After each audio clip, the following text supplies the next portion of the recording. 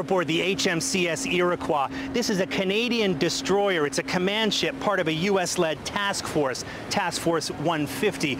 Its job is to create stability and security here in the Arabian Seas, and that's no small feat, considering exactly where we are.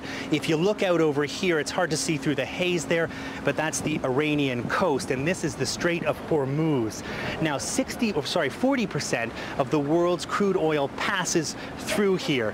Now, the threat that Iran was going to be attacked, the Iranian Revolutionary Guard said that they would cut off this body of water. Even that threat sent up oil prices, so you can imagine what would happen to the world economy if they actually were able to shut down this waterway. That's not lost on the captain and the commander of this task force. They say they're looking at every single vessel in this area, looking for anything unusual, any anomaly, and they'll even use some of the smaller boats here to board those vessels they're unsure of. Now, there have been several incidents. 5 Iranian boats once charged a U.S. warship last January. The December before that, a U.S. warship fired over the bow of an Iranian ship. The captain here says that often the Iranian Revolutionary Guard, their small boats, will pull up here alongside, just check out the destroyer. They'll exchange a few words over the radio. Nonetheless, very tense moments in a tense part of the world. Wilf, Dinnick, CNN, aboard the HMCS Iroquois.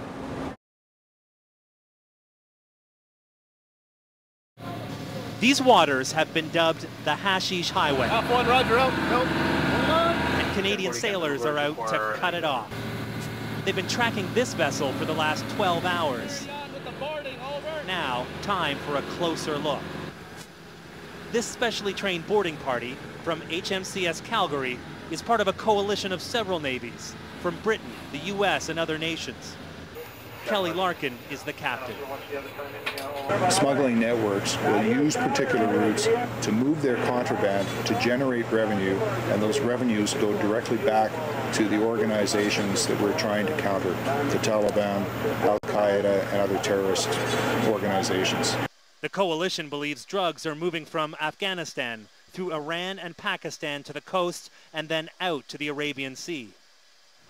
By using intelligence from other navies in the coalition, they track the ships with radar.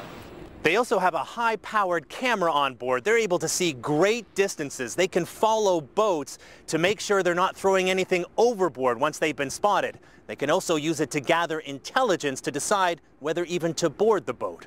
Earlier this year, off the coast of Pakistan, sailors from the Canadian ship HMCS Charlottetown boarded this boat. Officials say they uncovered 4.3 tons of hashish hidden in the fuel tanks. Part of a larger operation, officials say, to cut off possible funds to terrorists. Bob Davidson is the commander of the coalition. So if we can counter some of that, if we can find some of it, counter it, capture it, dump the drugs, or even hand over any of the people, then we can reduce the amount of funding that will buy IEDs, guns, weapons, hire people in places like Afghanistan. So that's a good thing. Back on the vessel that was spotted earlier on this day, this specially trained boarding party is at work. A Canadian translator tries to put the boat's captain at ease. A friendly exchange searching for any suspicious signs. After several hours, they determine nothing to worry about here, just a small businessman shipping fruit. He has all the right paperwork. So the vessel sails on, and the coalition sailors move on, continuing to keep watch, taking the war on terror to the seas. Wilf, Dinnick, CNN, aboard the HMCS Calgary in the Arabian Sea.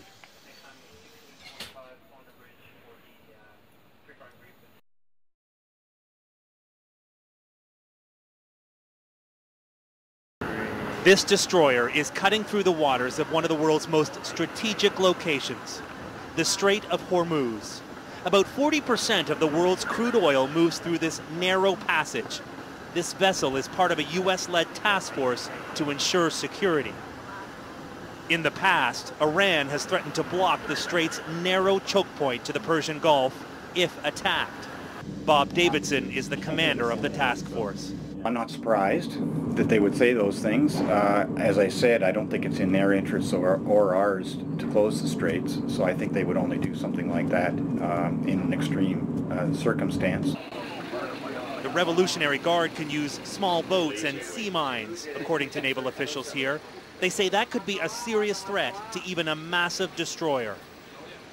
Given tensions between the U.S. and Iran, the commander keeps a close watch here. If there's trouble, he can have up to 15 ships at his disposal. Assume force protection state yellow. This ship goes on alert when it enters the strait, an unsettling operation for the captain. My primary concern going through the Straits of Hormuz is it's a choke point. I have limited options for where I can go. The Strait of Hormuz is only 20 to 25 miles wide. Not much room to navigate, especially in the crowded shipping lanes. There aren't just oil tankers here, but also cargo ships, pirates, and drug runners. The vessel does not rely solely on sophisticated radar systems. Several spotters also crowd the bridge, keeping an eye out. Here on the bridge, they're trying to identify every single boat out there. They're looking for an anomaly, any boat that seems out of place. The real threat here is an attack from a small, unidentified vessel. There have already been incidents with Iranian boats. Earlier this year, the U.S. accused Iranian Revolutionary Guard boats of harassing and provoking U.S. Navy ships. Iran reportedly said it was not a serious incident. No shots were fired. But there are concerns here that a situation could spin out of control. The commander says Revolutionary Guard boats will often pull alongside the task force ships. A few tense moments of checking each other out, and they move on. The task force and crew constantly watching from all angles this narrow strait of water.